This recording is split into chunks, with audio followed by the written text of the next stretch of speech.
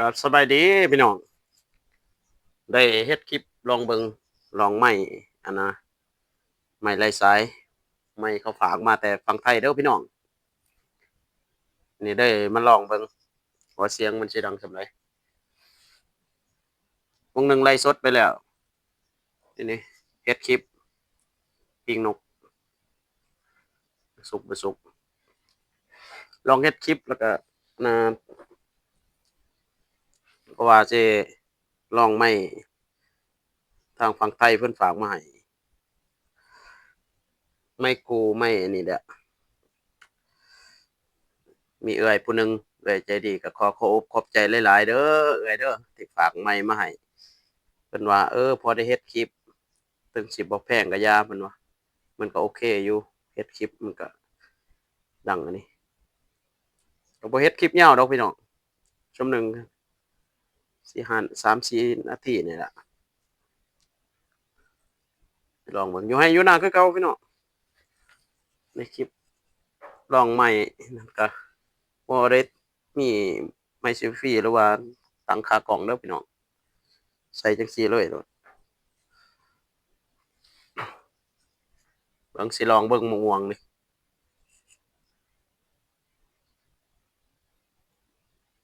สิลองเบิ่งจำแจ่วบ่อนที่เราไลฟ์สดไปวงหนึ่งนี่แหละลองเบิ่งมันสิดังกวบๆคือกินคันว่าโอ้กวบๆมันก็คือสิคักอยู่ดอกเนาะ โอ้ตังเกาะตังไว้โอ้บ่สิลองตังไว้บ่ได้เว้ยเอ้าถือจังซี่แหละ3นาที4นาทีสิถือได้อยู่ดอกโอ้บ่ติดเว้ยแก้วนี่ก็ได้อือนี่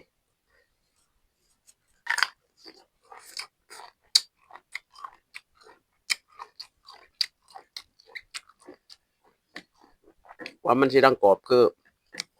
อันนั้นเขากินบ่เบิดคลิปเขาคือมาดังกรอบๆๆหมดเป็นตาแซ่บก็เลย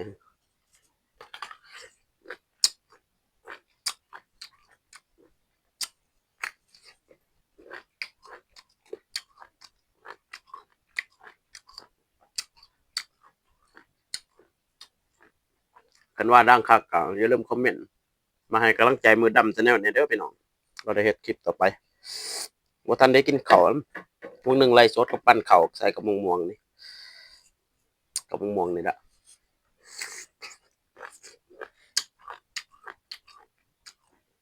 มันอ่อนอยู่ตากแดดหลายมันแดด มันบ่กรอบมันบ่กรุบมันเหนียว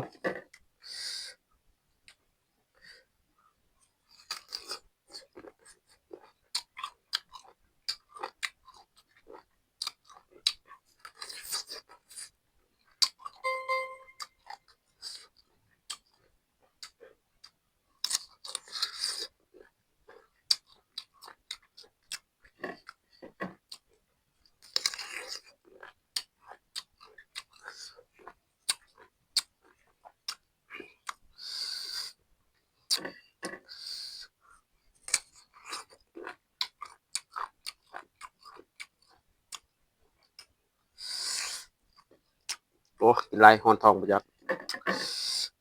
เว้ยเอาอีก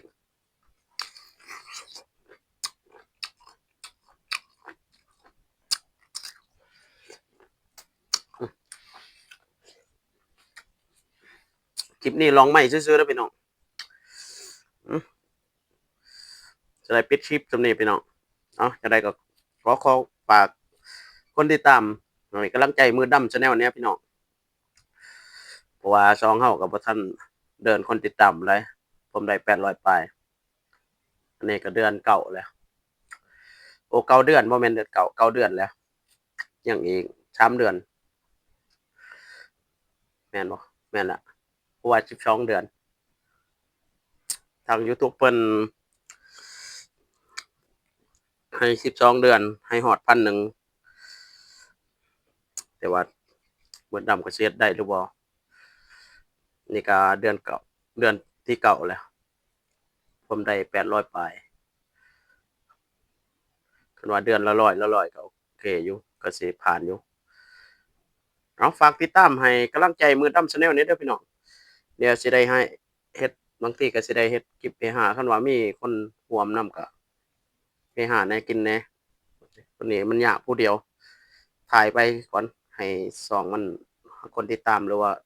ชั่วโมงก็อย่าส่ำใดส่ำหนึ่งก็ให้ผ่านช่องเพิ่นก่อนช้าหรือไวก็ให้ตามเพิ่นกำหนดเนาะคันบ่ฮอดเฮาก็สิได้เปิดช่องใหม่อีกมันจะช้าอีกนะเอ้า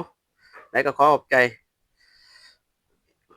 FC หรือว่าหมู่คู่ทุกคนฝั่งลาวฝั่งไทยหรือว่าต่างประเทศ